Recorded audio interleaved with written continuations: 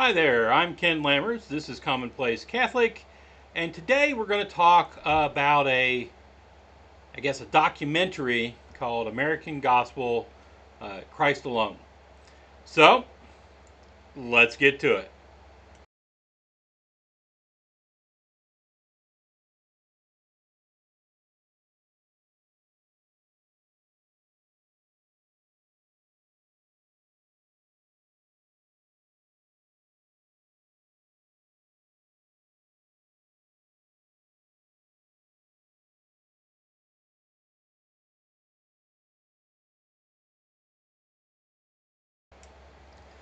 Okay, so um, I'm sitting in my office one day, and a buddy of mine walks in. He's like, "Hey, Ken, I just saw this documentary called American Gospel, the Christ Alone," and he's like, and it's generally about going against the prosperity gospel type thing, and but then they go off and they start talking about Catholics, and I thought, hey, let me get Ken to tell me what's what about this and what he thinks about it.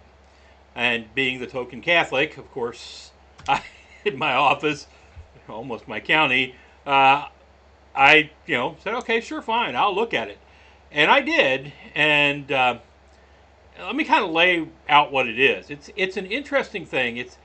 It's not really like a sharp, hard documentary where it zeroes in on one topic. It kind of wavers between three. One is the prosperity gospel and how it's a heresy and how it is a bad thing, right? And how these people are, uh, you know, using and abusing Christians, right? And misleading them. And then another part is kind of a come follow us and be like us and be in our faith, which they don't really define themselves, but looking at the seminaries that a couple of them are said to have, or said to work at, or teach at, I was able to basically, I think these are reformed, which is Presbyterians are what you would think of as reformed, but there's reformed in other um, parts of Protestantism. These are the folks that believe in faith alone. They believe that, uh, you know, they have kind of a predestined thing going on among the select. Jesus didn't die for all of us; He died for a few. Those select, and that sort of thing. I'm not going to get entirely into what they believe because already I'm sure there's people out there typing in their keyboards going, "No, no, no, you don't have it right." But that's the general ballpark. Never really understood Reformed. They go out and they try to bring us all into their churches, but there's, even knowing per their teaching, like Tulip, that there's only going to be so many that have already predestined. The theology does not make sense to me. To me, let me say that. But so it's like prosperity gospel is terrible. It's evil. It's heresy. Okay. Um, you should come join us and be part of ours. And this is what true Christianity, as seen through our version of Protestant lens, is. And then there's just like this weird detour against Catholicism, right? Um, and it's strange, right? I don't know, they're like 30 minutes in. I didn't put down the exact time how far they in. Suddenly they just start going off on, and this is all what Catholicism's about and why Catholicism's wrong, which we'll talk about that in a little bit. Um, and then they let it go for a while, and then at the end they kind of make another swipe, right? That and it doesn't really go with any of the tone or purpose of the uh, of the documentary, except kind of like a knee jerk reaction. Well, we got to say something bad about the Catholics, and maybe blame something on the Catholics. I kind of felt like they tried to do that at the end, but it didn't really. It's like half-hearted, right? Uh, okay, so let's go in and first let's talk about. Well, okay, here let's talk about what prosperity gospel is, because that's really what the aim of this is supposed to be about, right? Prosperity gospel heresy. is clear here.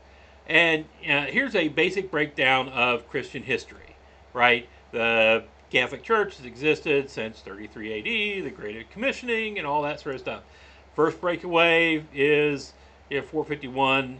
The Oriental Christian Church, Oriental Orthodox Church leaves. I think over arguments over the nature of Jesus as man and God, right? They leave. Uh, and about 500 years later, well, 600 really, the Eastern Orthodox split over the nature of the Trinity and other issues. And then we go about almost another 500 years, and Luther comes on. Now, that's what most people think. Sorry to my Protestant brothers and sisters, you weren't the first ones to break away. But you're the ones we hear about in the States a lot.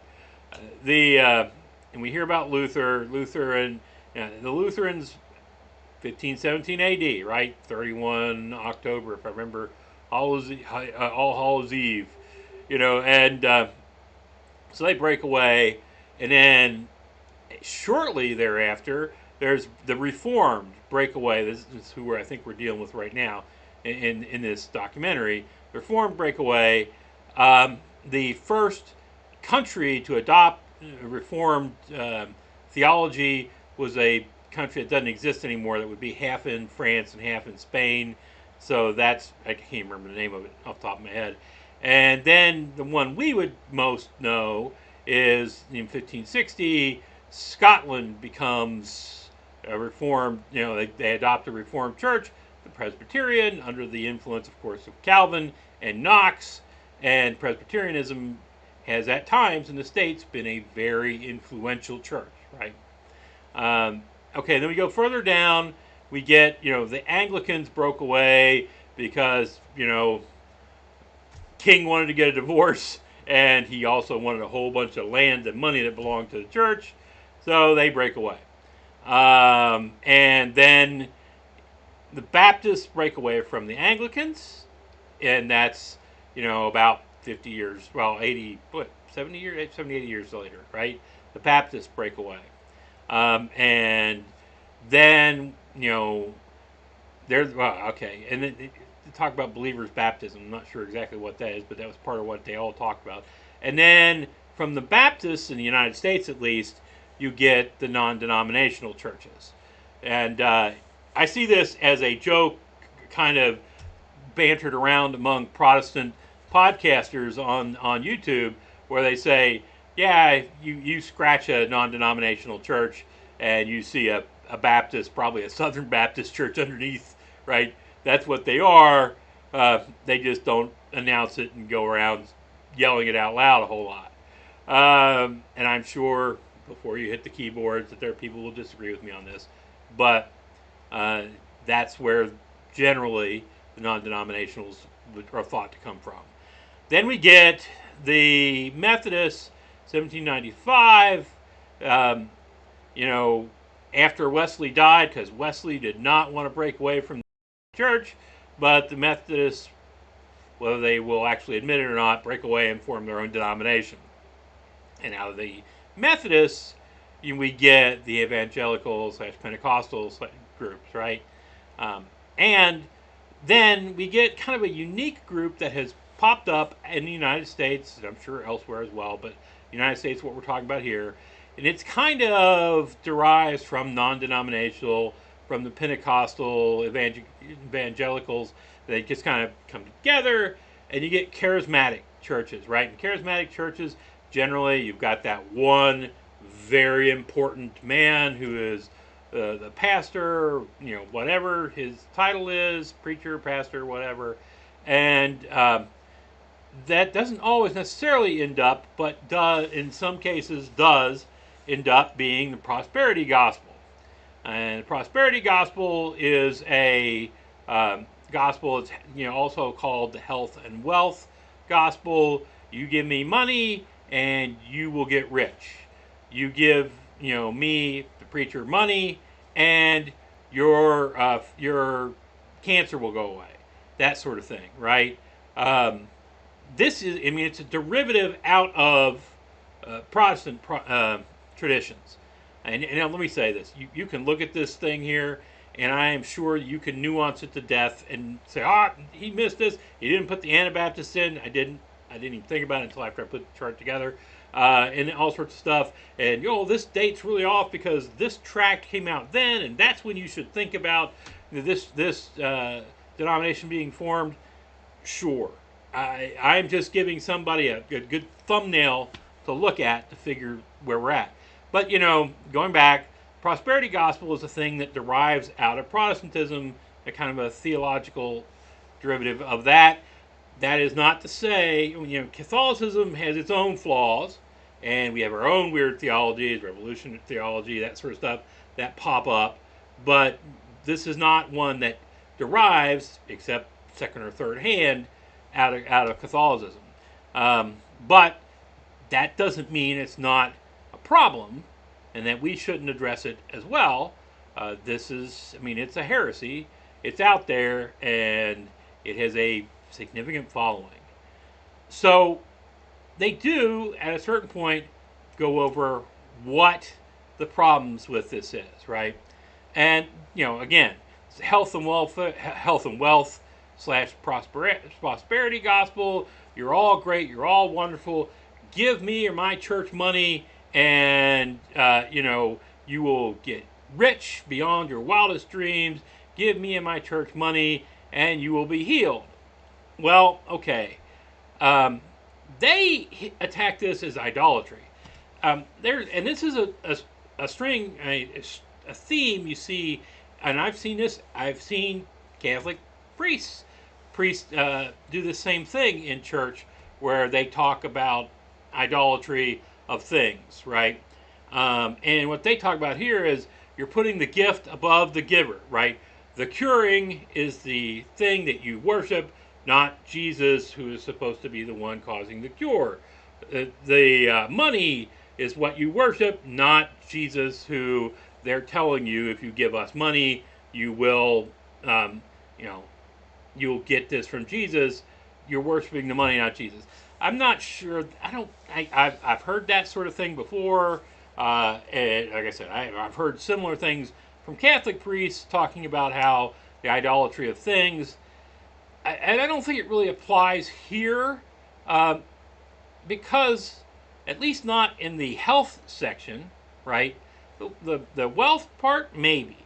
The health section, not so much, because you've got people who are coming to put their faith in God through this man who they see as someone who God has specially appointed, anointed, whatever, and that they are having faith in God, and these people are conning them through that faith, right? So I don't know that that's idolatry. So I think that's a mixed bag in here. They're dead bang on when they start talking about the heresy part.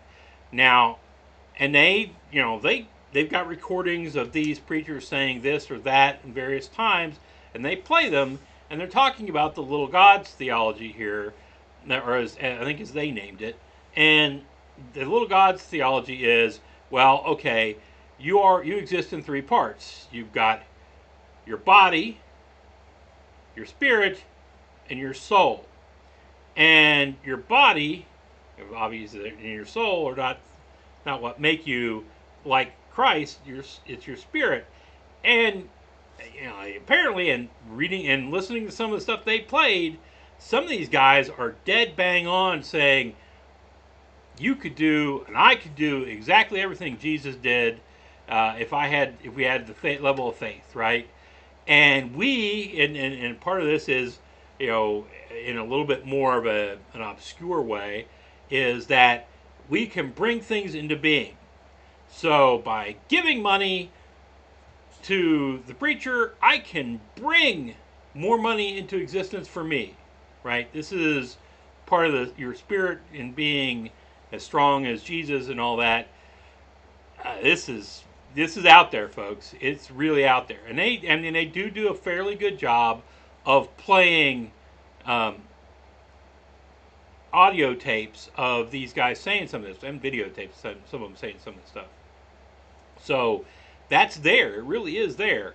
Um, and then, of course, they also go on about how this minister or that minister has, these giant mansions, or I think they, I think they say, I don't have any knowledge whether this is true or not, that Kenneth Copeland had like 5 jet planes, personally owned jet planes, right?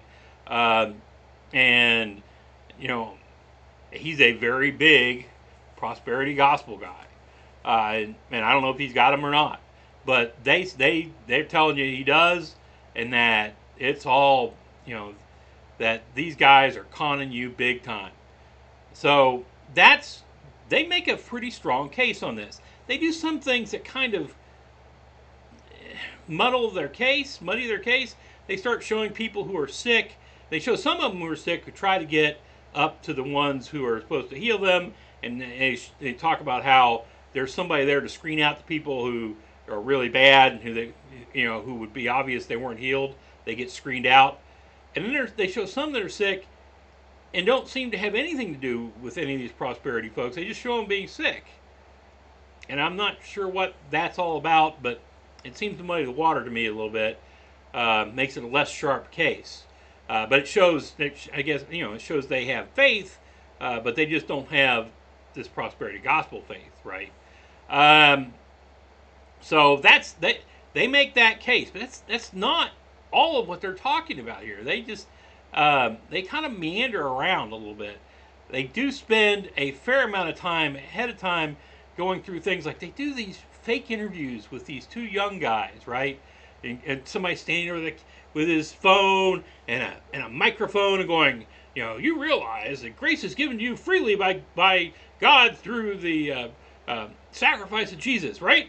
And he's like standing 2 feet from the kid, and the kid's like, sure, and it's fairly obviously, set up, not a real interview, and it kind of detracts from what they're doing.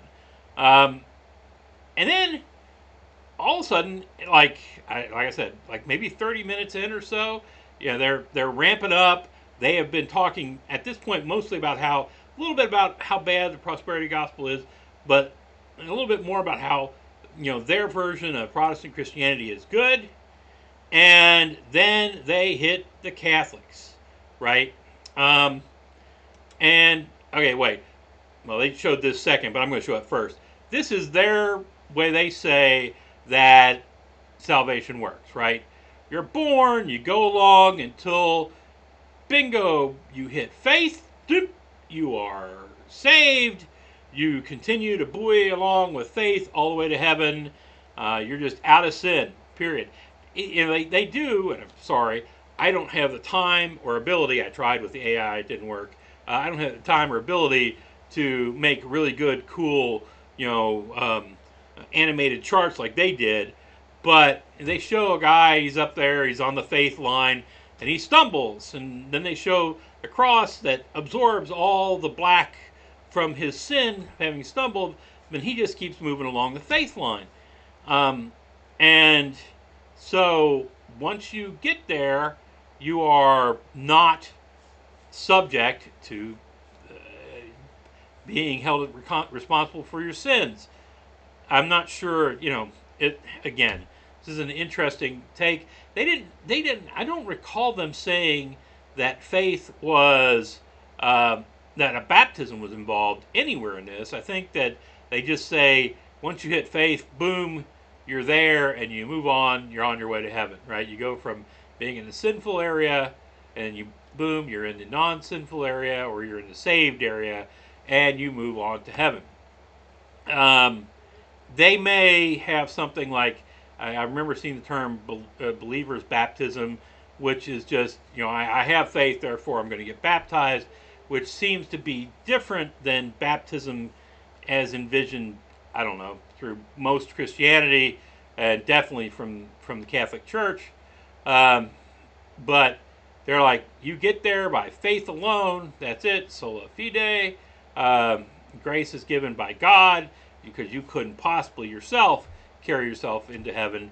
Grace is given by God, and your faith in that grace gets you to heaven, and you just apparently can't do anything to come out of that as long as you hold on to your faith. And I'm not sure then even. Um, but they do a Catholic one too, right? And this is not the one they did for Catholicism. Basically, they're like, oh, you get. Oh, and I do want to say this. You know, they are very sharply going Roman Catholic, Roman Catholic, Roman Catholic. The Roman Catholics, the Roman Catholics, right? As a Catholic, you run into this, right? This is a denigrating term of Catholicism, and you run into it.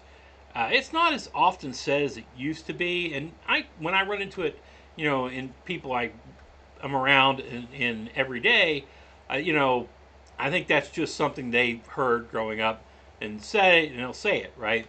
Um, these guys aren't just saying it. I mean, they're clearly, using it as a denigrating term. Roman Catholic, rather than Catholic. It is the Catholic Church, right? Okay, beyond that, they have this thing where they're like, okay, you get baptized, and then their little graphic shows you just falling down into venial sin and moving along there, and then getting mortal sin, and moving along until you hit purgatory. At which point, one of their guys says something that's just incredibly wrong, and showed a either lack of knowledge or a purposeful untruth about what goes on. Like, if you get to purgatory, then depending on how many you can people pray for you, and how much you pray and sacrifice yourself in purgatory, then you might get to heaven. No, that's not the way it works. That's not the way it works at all. You get to purgatory, you're heaven bound, right? You might get somebody to pray for you and lessen that time that you spend in purgatory. That's always been a thought, and help you on your way to heaven. But you're just being cleansed of your remaining sins. You're heading to heaven. The idea being that nobody who is not perfectly cleansed of sin can get into heaven, and you're going to have some sins when you die. Purgatory is the washing away of those sins, right? And here, let me run you through this so that if you look at what they do, here's what the Catholic version of it is, right? And okay, Catholics, you get, you're born, you have original sin. I mean, you're a baby, so you can't sin yourself. But you're born with original sin. You are baptized as a child, right? And this is, usually within 2 weeks of birth. And at that point, the grace of God is freely given. Going back to the sacrifice, Jesus has provided us with His grace. You're baptized, the grace is freely given. You are washed of sins, and you have received the gifts of faith, hope, and charity, right? This is from session 6 of the Council of Trent. If you want to go read it, you can read it yourself. And you go forward from there. Now, the church then has you go through, and until you reach, which has typically been seen to be 8 years of age, right?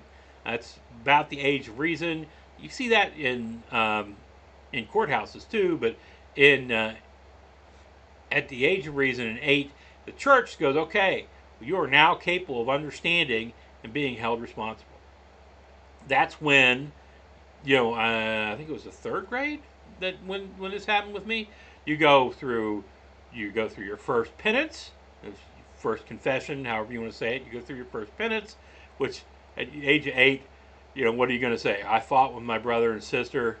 I argued with my mom, that sort of thing. I hope you don't have anything more serious than that at the age of 8. And then you get your first communion after the first penance, right? Shortly thereafter, a really big thing, right? Catholic families will have a huge party at the first communion, right? Girls will get these really pretty white dresses. Boys will get these little suits that are just something else. And you get and families will tend to, if they're very serious Catholics, they will throw a party at that point for the kid, because the kid is now had in communion with Jesus, right? Because the Eucharist, as I'm sure all my Protestant friends know by now, is the body and blood of Christ. Through transubstantiation, you are in communion with Him, and you go forward from there. And there, from that point on, you are responsible. Okay, now this is the point where grace, which is freely offered, right? But your free will um, is there too, and you have a requirement to cooperate with the grace, right? And you can fall through venial sin. Venial sin are minor sins, right? Uh, Bad thoughts, you know, um, stealing a quarter from your dad's drawer, something like that, right? Uh, Little stuff that you might do, and uh, then you can go back. You can go to communion, and every time you go to communion, your venial sins are washed away, which means that if you're going to mass every week, like we should do, like I should do, that you are being washed free of the venial sins, right? And you are back in a state where God has given you faith, hope, and charity. You still have an obligation to operate in cooperation with that grace, with that faith, hope, and charity, right? And that's where you're at, and you keep going back and forth, and then of course you can commit a mortal sin. Mortal sins are things that just you're not getting into heaven if you've done a mortal sin, and that can be washed away through the sacrament of penance, or confession as it's generally called, right? Going in and confessing to a priest, doing penance, and you are, and of course you have to actually mean it, and you are washed of that sin, and you're back on track, right? So this is going on throughout your entire life. You don't get, a freebie. There's no, okay, I now adopt faith. And from looking at session 6 in Council of Trent, there's more to it than just faith under the Catholic. There's faith, hope, and charity, and the charity seems to be the part that the bishops who wrote this think is what make you have to do things, right? Whether it's do the sacraments, which you should do the sacraments if you believe that the Eucharist is the body and blood of Christ, you should commune with God as often as possible, really, and or just to do acts of free will and cooperation with grace through your life to make the world a better place, to do whatever, to bring people to God, however that is, right? So, you go along like this, and throughout your life, you are in a, kind of going back and forth, getting your minor sins relieved at any time, your major sins relieved through penance. Where exactly is the line for mortal sin? I got to tell you, that one's going to be a hard question. You go look, if you commit a mass murder, yes, that's a mortal sin, right? But super conservative old school Catholics will tell you, things like, oh wait, he sneezed and you said Gesundheit instead of saying God bless you. That's a mortal sin. They think that pretty much anything's a mortal sin, and others will tell you, well, there's this, this, and this that are your mortal sins, and it's like 4 or 5 things. They're the absolute solids.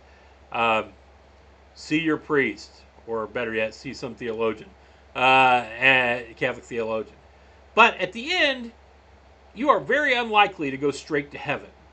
As Catholics don't.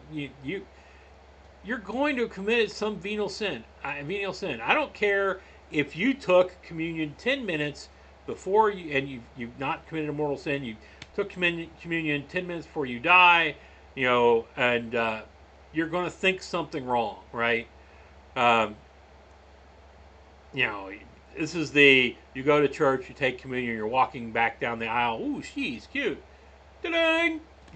Minor sin, right? in thoughts.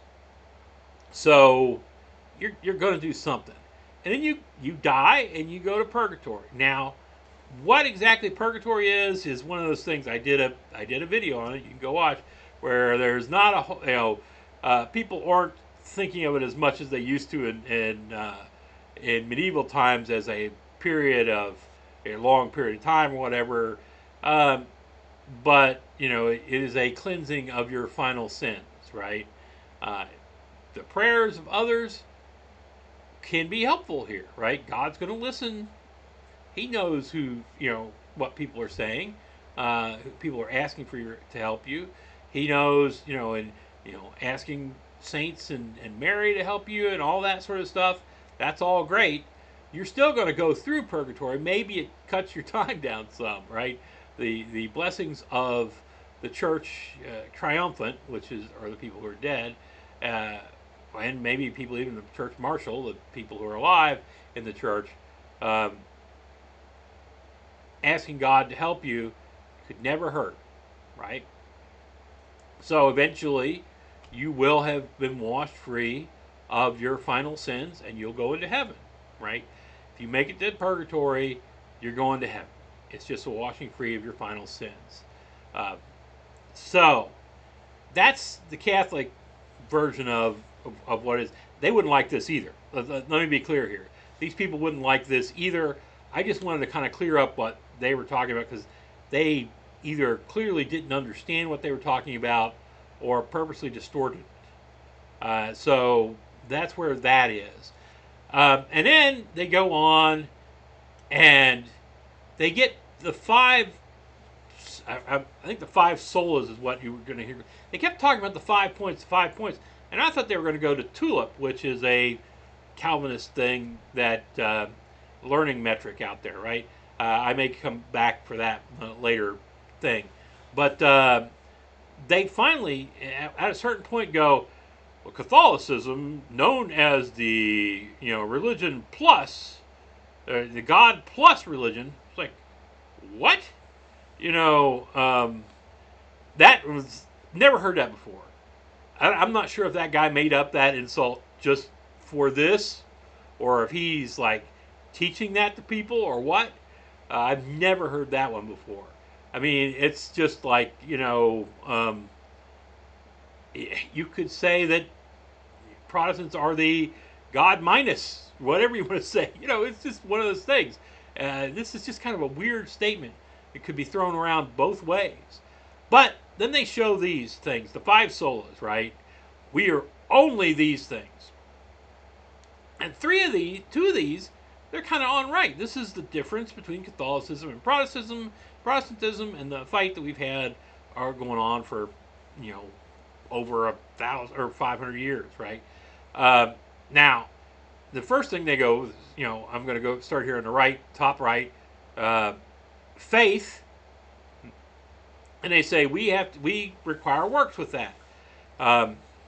They just require faith. You just get there. I believe, therefore, and we're going to ignore that James thing, or we're going to work our way around that James thing with whatever sophistry we can come up with. And in all of those states like that say things that say like take up your cross and all that sort of thing. We're just going to ignore that. And they're sola fide, right? And there are Catholics and Protestants even that'll argue that this really isn't a real point, that Catholics don't really believe you have to do works, because if you are, gifted with the grace, then you are going to do the works, right? And that's what I don't know. I'm here to tell you, they're right on this, right? The works are required. They are the cooperation with the grace that is freely given, offered, right? Which you do not have to accept, but if you act in cooperation with that grace, you're doing the works as you're required, right? They just say faith. Ta-da! And that is a significant difference. And I know there's been a lot of kind of trying to waver those lines, but it's there. And then, on top of which, the Catholic Church Go look at that session 6 uh, of the Council of Trent when it talks about justification and all that, and it's like, no, it's not just faith. It's faith, hope, and charity, right?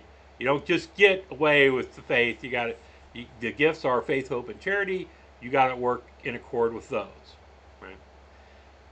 And then they go Scripture, and they said it's Scripture plus tradition, which is partially true if you're talking about the Orthodox, right? The Catholic Church would be Scripture plus tradition plus the magisterium, right? Um, you know, this is sola scriptura. This is the low-hanging fruit of Protestantism. I mean, it can be blown out of the water by all sorts of people in any kind of really logical argument, right? Uh, the Bible is an incredibly important source. It is incredibly important, the Word of God, as told by inspired people, right? It is very, very important. But, you know, and I think they even say something about this in there. I mean, the books, what's in the Bible, is a tradition of the church, right? And that's there. And the magisterium are the people who determine, okay, how are we going to interpret this or that in the modern world and how we do things. It's, it's a difference. I don't think anybody gets away without some sort of tradition. I looked up one of the, or well, more than one of them, the people that are speaking there were teachers at some seminary out in California. And if you look on the seminary's page, you go down at the bottom, and here are the 5 or 6 tracts that we follow, right? Tradition. They just don't want to call it that. And so those ones, but those are solid arguments and differences, right? That have been around for 500 years. And then there's these weird other 3, right? Solely grace. Okay. And then you say, Catholics say plus merit. No. Grace is freely offered. That's the point of the sacrifice. That's out there.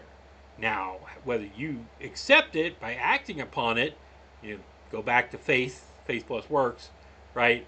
Whether you accept it is a different thing. But grace is freely offered and stands alone. There's no grace plus merit. Now, and then bottom left here, Christ plus other arbitrators. Now, in the end, Christ is the only arbitrator. God is the Trinity, the arbitrator, and Christ is the one who sacrificed himself. Christ is the one who died and came back. All that, right?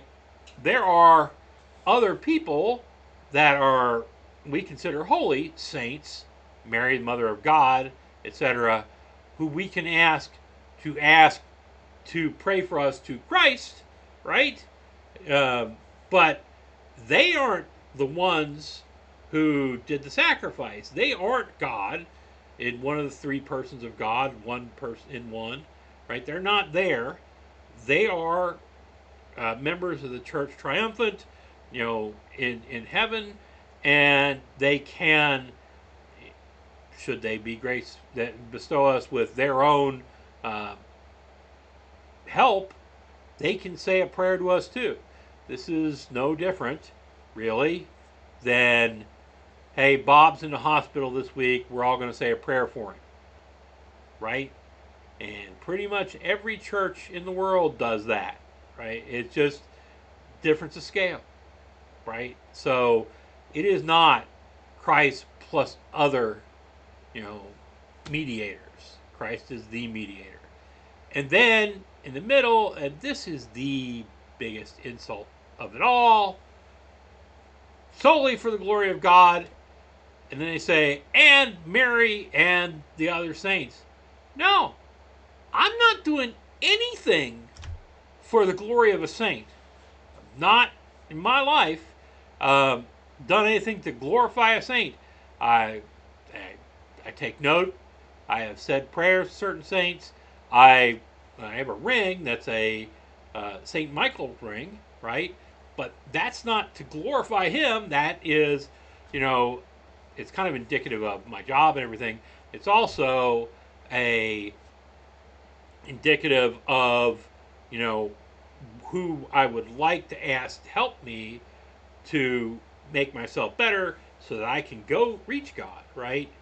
Um, and in what form of act I think, right? Mary, of course, is Mary, the Mother of God, uh, and we just had a recent thing where they said you're not going to call her mediatrix, you're not going to call her co-redemptionist. She's not, right? The church just put out something along those lines saying no. Mary is very important to a lot of people in the Catholic Church, but she's not the Trinity, right? She is not God. She's Mother of God, Theotokos, uh, but she is not God. And yeah, you can pray to Mary, and she seems to have, through various interventions on earth, come and tried to move people in the right direction to be with God. But it is not for the glory of Mary, it is for the glory of God. So that one's really the most insulting of them. Those three, the last three are just, what? You know, the first two are a long running dispute between Catholicism and various forms of Protestantism, but that last one, those last three are just, and that last one, so they've gone through all this, and then after they do all this, they move on and they start attacking the prosperity gospel folks again, and you just kind of forget about it. It's like, okay, what was the point of all that? I mean, we're not Catholics. Okay, I knew you weren't Catholic. I could tell that by watching what you were talking about and everything. Um, and uh, they just keep going on and on. They're hitting the prosperity gospel folks and doing all this stuff. And then towards the end, they start kind of trying to make a swipe at Catholicism, uh, and it kind of like it's there. Oh, this is a Catholic conspiracy or something. Which, no, and they take a swipe, and it doesn't land. It doesn't really work, but they do it. For instance, at a certain point, they go,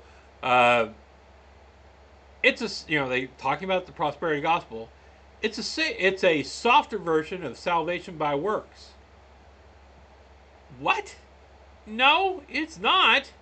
I mean, uh, I give church money and expect them to get back from me. That's not cooperating with grace, with faith, hope, and charity.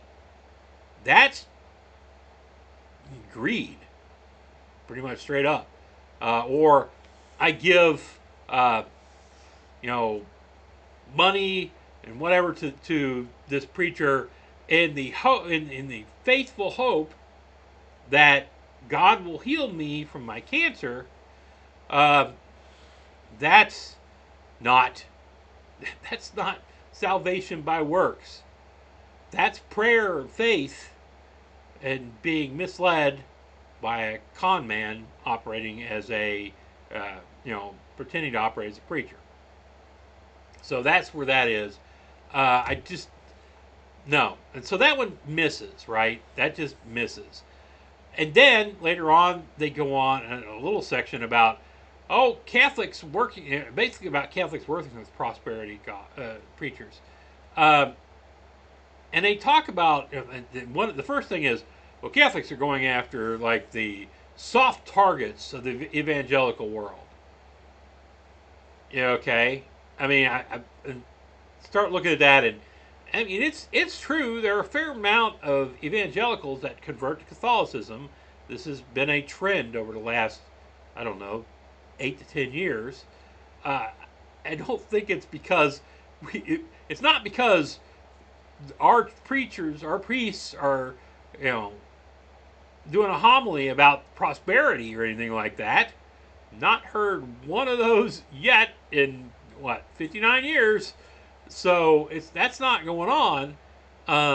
The fact that they leave the evangelical world to come to Catholicism can be for a myriad of reasons, to include, you know, strong historical proof that the Catholic Church is the right church. You know, they they come in, they sit down, and they realize that the Catholic Mass is very rooted in the Bible, in beliefs. You know, they come in and see the sacraments and realize the grace that comes from them. These sort of things will draw some of these people in, and it's drawing a fair amount of them in, as opposed to what they see every week in their church, you know, their evangelical church, where there's there. This is an insulting way that I've heard Catholics describe it, but you know, a concert followed by a TED talk, right? It's very insulting and takes something out of their attempts to be, you know, Christian and to follow God. But you know, it does feel. I've been to Protestant services before. It feels like something's missing. It's like when I go into a Protestant church, it feels like something's missing, right? That's me, you know, and I think that there are a fair number of people that come to the Catholic Church from those churches that they come in and they feel something different. They feel that there's more there, and more power to them. You're all welcome to come to the church, right? And but then they moved on, you know, after they kind of got worried about conversions, I guess. Then they go on about how they start showing things where, you know, various and sundry, or 3 or 4 or 5 priests and some of these prosperity gospel folks are with each other, and they're just not, you know, it's an ecumenical thing, right? Where the church has been all about being ecumenical for, I don't know, last 10, 15, 20 years, since John Paul II. And, you know, some priest who I've never seen in my life before, kind of meeting with these guys and having, you know, a little bit of a service or something in common, and just, and you kind of, they showed one of the guys, and he just kind of looks like, it doesn't look like he knows what to do with the priest being there, right? And there was another one, one of the one of the guys that claimed to be a healer, and he goes, bring that Catholic priest over here. And some guy walks up, and he goes bop on the head, and the guy falls down like he's healed. And I'm dubious, dubious as to whether or not that was really a Catholic priest or whatever. But you know, who knows?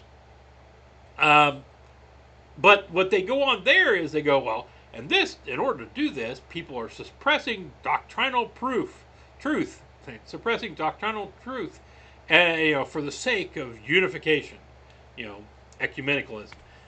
I'm not necessarily disagreeing with them there. There's a fair amount of concern about that among some people in the Catholic Church as well, and apparently my cat. The But you know, what are they expecting here? It's like ecumenical services.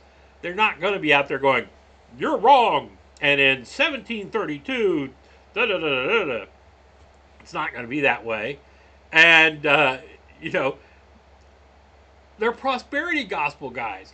You expect them to have strong theological arguments?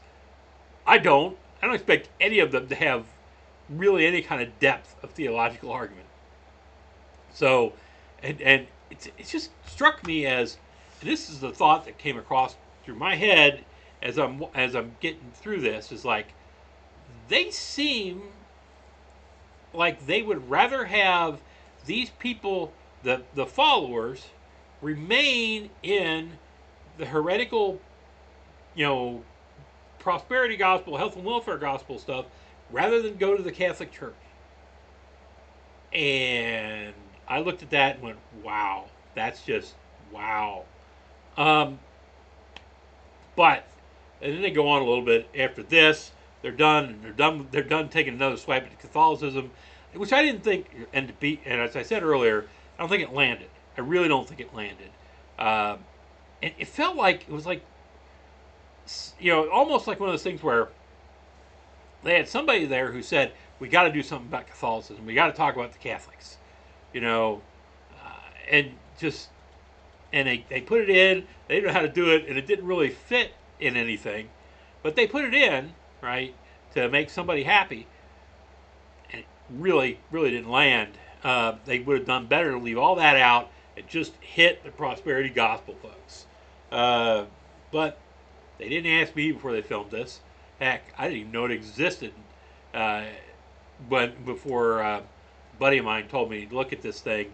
I think it was filmed about 5 to 7 years ago. I rented it on Amazon to watch before I figured out that it's up for free on YouTube. You can go watch it on YouTube. There's an interesting on the one. I think there's a couple of them up on YouTube. One of them has like a little blurb at the beginning going, even if these people have fallen off of that, their points are correct. Okay, that goes without saying, but I agree with them. Prosperity gospel is a heresy. It's not good. It's a con, right? The fact that it's spread is not a good thing. But you know, and I don't agree with them when what they didn't really put forth a solid, clear way what their beliefs are, right? And I don't think I would follow them anyway. I'm pretty sure they were Calvinists, Reform, or whatever you want to call it. And this kind of weird detour into going after the Catholics, which I'm not sure why. Like I said, it felt like somebody felt they had to do it. They had to shoehorn that in, right? Okay, I mean, it's not something I would tell you not to watch. You can get some interesting stuff out of it. What you can glean out of it about the prosperity gospel is interesting, and about the people preaching the prosperity gospel is interesting. Just, I mean, watch it with a little bit of a careful eye. And that's all I've got to say for today. As I always say, there is no imprimatur here. No one from the lowliest hermit all the way up to Pope Leo has said that, ooh, this Ken guy, he knows what he's talking about. They've not. They've also not come to try, the Inquisition hasn't hit the door. So I'm going to take that as they haven't really decided that I'm way out there on the edge either, right? Um, hit subscribe if you want to see more of this stuff. I hope to get something up next week. I think I'm going to talk about ideas of the Messiah in the Old Testament. We'll see. And that'll probably be a short one, but we'll see. And with that, subscribe if you like it. Hit the bell if you want to be told when these things come up. And God be with all y'all. I'll see you next time.